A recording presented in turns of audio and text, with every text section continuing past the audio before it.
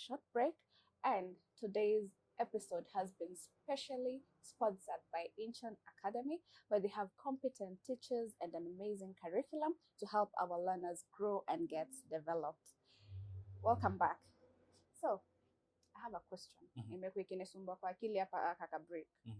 So what if we are married, for instance, and we agreed utafikanga home by 10 p.m. And then you come home around 11:30, 12. Yeah. And you didn't communicate. And then I complain about it. I complain to you that umefika 11:30 and I'm not happy. Is that okay? Is that logic? Is that a logical argument? You will have the right to ask as a wife where I've been, what happened. I will also have a right of being given an opportunity to explain. But now, argument will come as a result of you not wanting to listen, or me not interested with listening. And so you speak and I speak, maybe at a bit of a high tone, with a different attitude, with maybe some words that are not appealing or pleasing. All right. So you see that is now argument. Yeah. But you see, if you just ask me and I'm able to respond, and you say, oh, okay, maybe if it was something to do with traffic, if it was something to do with the a meeting that was late, for football lovers, if maybe AFCON imeisha hapa bado inaendelea. Women are suffering. so such. If I'm able to explain, you're not like, okay, next time try to make it a bit early. Yeah, or you communicate. Tell me. Yeah. You see, now that will not be an argument. But now when you're high and I'm high, and now that becomes an argument. And now arguments could also mean that there is an underlying issue. Okay. Because an underlying issue for this person who forever wants to argue could be the stress that this person has at work. Okay. So maybe he's carrying the load from work and bringing it at home. Yeah. And unfortunately in an unhealthy way. Okay.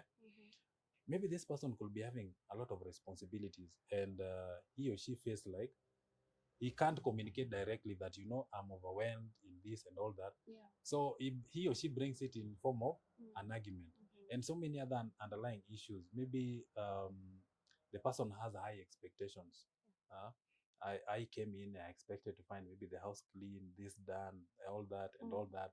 Or maybe I expected that you'll ask me, how's your day? How was my day, or where have you been? Yeah. And now I find you just relaxed and you're not asking anything. It could be as a result of flag. It can result to an argument. Yani hata uniulizi nimetoka wapi na nimechelewa kwa nini. You see, previously you asked, and maybe it could have led to an argument. But this time around, you didn't ask. So I expected you to ask, but now you didn't ask. So it could also be, maybe I had high expectations, maybe as an underlying issue that now led to this kind of an argument. So yeah, arguments will forever be, but how you choose to handle these arguments is what matters. Please choose to handle arguments in a healthy way. I hope mmesikia loud and clear. Yeah. And arguments could lead to conflicts, but again, remember there are different styles of conflict management styles. You can choose which one is favorable for you at that particular time. Maybe just to mention, there is compromising, collaborating, accommodating, competing, and avoiding. So you can choose either of these conflict management styles to help you in handling that kind of an argument. The arguments that if they start, you may choose, let me keep quiet and maybe do something else. Temperature.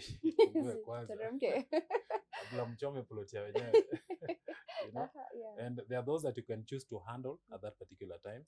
And the outcome could be like we both win. Okay. Or maybe if we both had a demands, we decide, okay, if I had 5 and you had 5, we do 2.5 of yours and 2.5 of us mine, so that we both have 5 together. Both have contributed. So that can result in a better relationship, rather than just having an argument that doesn't take anywhere. Oh, okay. Yeah. I hope mmesikia msiletane juu sana. Choose a very peaceful way to, to make sure that each of your points have been passed across. Okay, so we move on to our next point of discussion. Feminism. Mm-hmm. Is it good or bad in a relationship? Feminism is women empowerment. Yes. Feminism is having women's right. Feminism is women liberation. And this takes me back to our parents' days. Yes. I remember some of our mothers were there to be seen and not to be heard. And majority of them they were never associated in any roles in the society other than taking care of the family and maybe taking care of cattle and animals and all that. But I'm seeing a difference today. I'm being interviewed by a lady. Women empowerment. I'm imagining if this. I'm imagining of this scenario. Yeah. Maybe ni mimi tu ningeruhusiwa na nikufanyia interview. Jambe mpaka behind the scenes ni kina nani? Acheni. All right. So then they must have suffered in silence. Yeah. But now feminism today, I believe it brings equality. It brings fairness. It brings a state where we can have people reason together, talk together. We get to listen from what do you bring on the table. We've seen what women have done today because of women empowerment.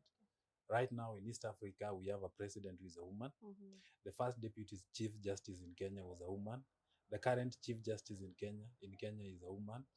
We don't know. Maybe the next president will be a woman, thanks to women empowerment. So I believe in relationship, feminism shouldn't be a threat or in a relationship, but it should be something that we should appreciate, especially as men. There are values that they bring. So there is the good side of it, and maybe there is also the bad side of it, depending on, are you millennium, are you Gen Z, or are you Wahenga? Ancestors. Okay, so feminism brings a sense of how can I put it? Sense of respect. You see, when we get to know that they also have equal rights, they end up being respected, and so they're also honored. They're also given chance to contribute. They're also given chance to express their skills and knowledge in various sectors. So it also brings an element of better communication in a relationship rather than up bottom. Now we have bottom up and up bottom combined. So like the woman can also make a conversation and she be heard, or a suggestion. Also the man can also bring a conversation or a topic and like it is brought on the table, and they both get to come up with a solution of their own that works best for them. Because in most cases, men, we've been making statements or giving directives that at times suffer rejection by our wives or by our mothers or by our sisters, and it ends up affecting us indirectly. So how about we give them a chance to also get to listen and give us their view, so that we can have an agreement that has been arrived at by both. So I believe it can work best if both are incorporated.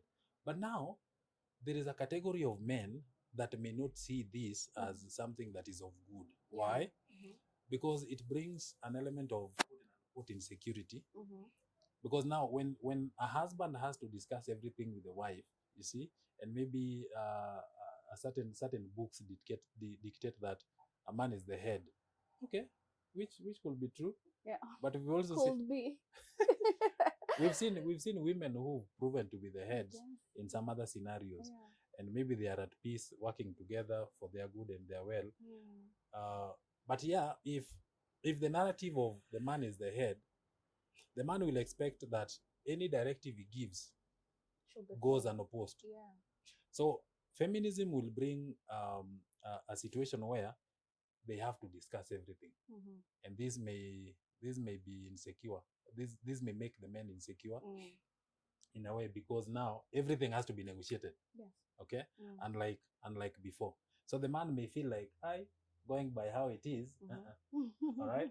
So with the feminism or women empowerment in a relationship, so one will not have to assume anything. You have to engage, and the lady or the wife or the sister or whichever, so that you also get to hear from that person. Yeah. This, to few men, they may see this as a threat. Yeah. So I think there is more positive than the negative. But I believe for the men out there that still haven't embraced feminism, so it is high time they change their mentality, because this is the reality. Unfortunately, boy child is now being left again. I know that you didn't ask that, but it is okay. The boy child is now suffering because much attention has been given to the ladies. Yeah, but I'm seeing certain organizations have come up to defend the boy child, which is nice. Yeah. Good luck. We'll overtake you again. Nah, not in this life. Maybe the next one. Yeah. Okay. So there's a question. So I don't know if I address it to Kenyan men. Is faithful really hard? Being faithful, is it being hard? Is it so hard? Is it so hard? Just being faithful. Being faithful in a relationship. Wow. Being faithful is a choice. Because I believe the moment the 2 or the 3 or the 4 decides to have a relationship, they decided. It was their choice. Yeah. So the commitment that the 2 parties or the parties have in this relationship should also make them have a choice of being faithful. So I believe being faithful is a choice. It is a choice one can make. Should I say, depending on the number of partners that you have, considering we have polyandry, and we also have, you're aware of polyandry, where a woman has several husbands. Partners, yeah.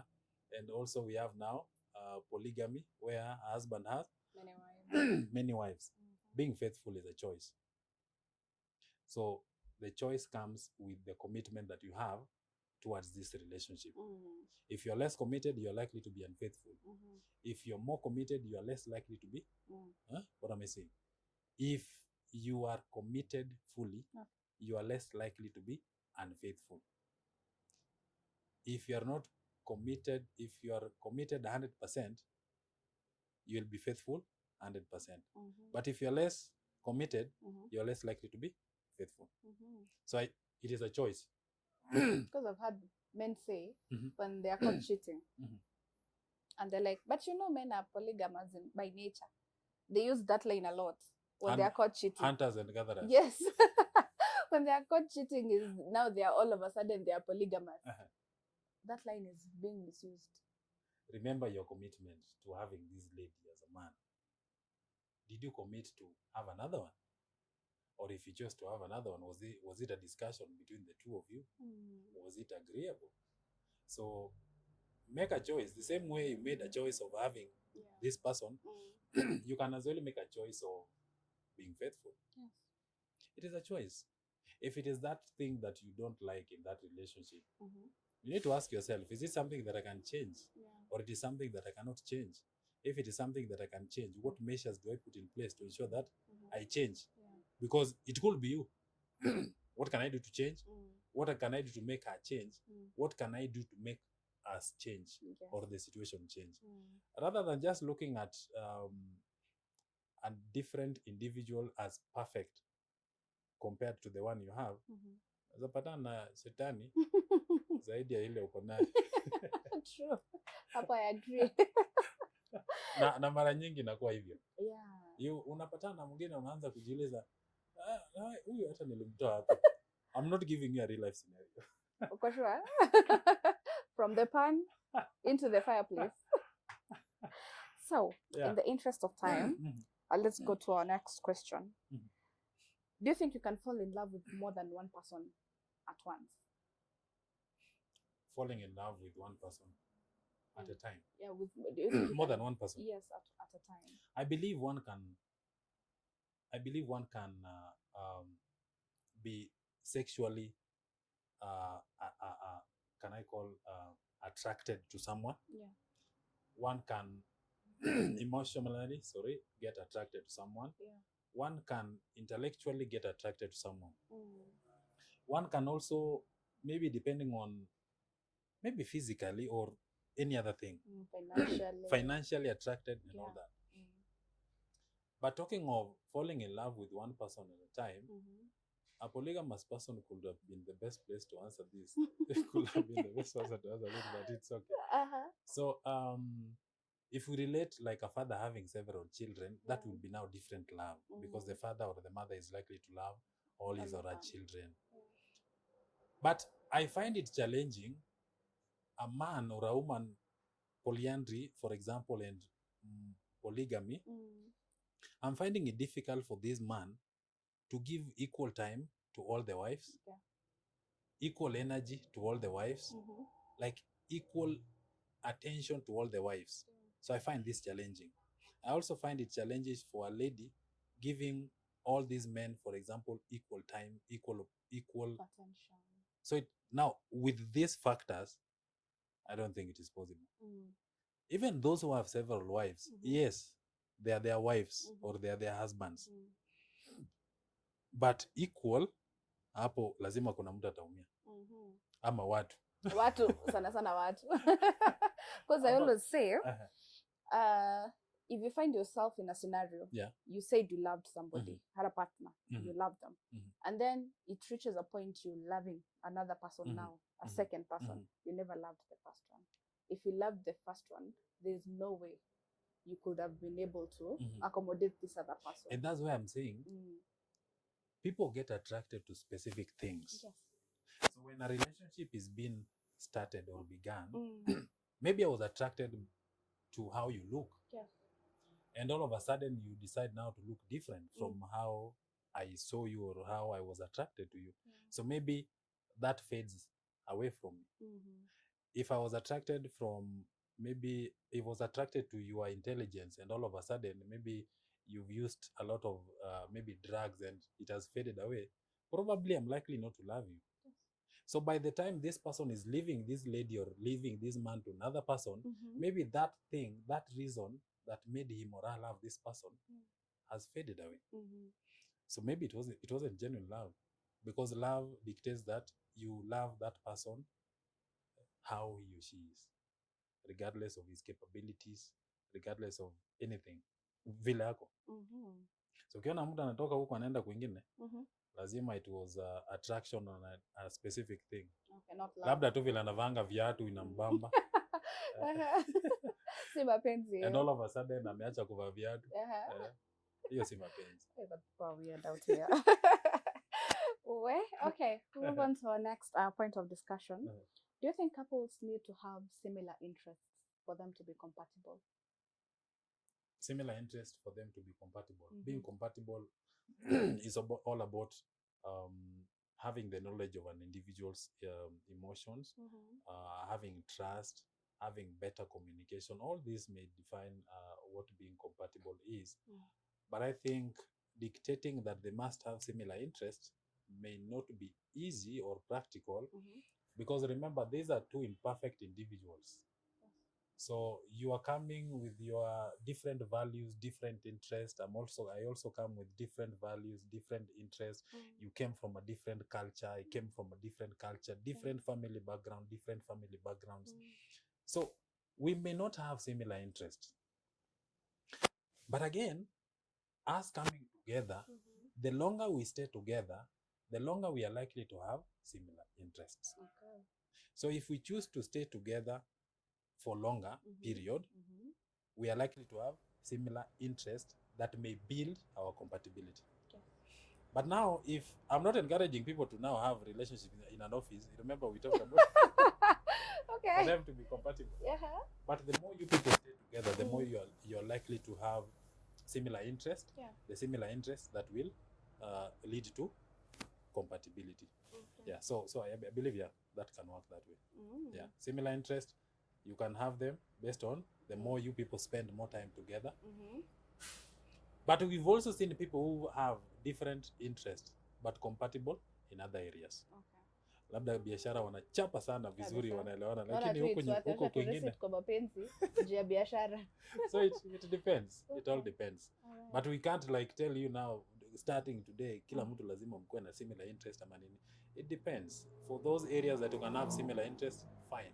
you proceed with that. For those areas that you feel you can't, maybe your career is different from my career. You see, now we can't have similar interests, all right? But when it comes to interest relating to the relationship, now that we must come up with specific interests that are aligned with what we want to achieve. Okay. Yeah. Wow, what an enlightening discussion we've had. Tutakuja tena tunywe chai tena. Karibuni sana. Again and again. Tutashinanga on your comfy couches. Karibu sana. So thank you so much for having us. Right. It's been a wonderful session with you and my show. Thank you so much. Yeah, thank you. Thank you as well. Thank you for coming. At Acadian Counseling Center, this is the home for psychological growth. Yeah. We are located at the NHF building, just behind it along the highway. You'll find Acadian Counseling Center. We do family therapy, individual therapy, we do life coach, we do anything that grows you psychologically. Okay. Yeah. I hope you've heard. My number, wapati number? 0728. My number in the M-Pesa. Just so you know. Yeah. It is okay to give a number? Yes. Oh, 0728 43 2240. Okay. Hiyo ndio namba ya M-Pesa. 0728 yes 43 2240. Okay. Jina ya kwanza ukipata ni Peter, hiyo M-Pesa number, hiyo pesa imefika. Imefika safe and sound. But again, you can reach me through that number for any booking, any consultations, any questions you may have, so that we get to grow you psychologically. Okay. Yeah. Thank you so much. Thank you too, and thank you for coming. Okay, thank you. All right. So ladies and gentlemen, we've had a wonderful discussion and we've talked about relationships. I know we can't finish all the small topics that come with relationships because of time, but again and again, we have Peter here and his team. And I know they'll be so willing to host us again, and we'll get to discuss more and more topics, just not just about relationships, but every other aspects of life. Today's episode, remember, it was sponsored by Incheon Academy, located along Nakuru Elementaita Jogoo Road. They're there with a wonderful curriculum, competent teachers, and they're ready to help you and to help your children grow and have full development. So I've been your host, Sharon Gige, and I have had Peter. Peter Owame, the psychologist. The psychologist, the life coach. Yeah. And so until the next time, bye. See ya. Thank you.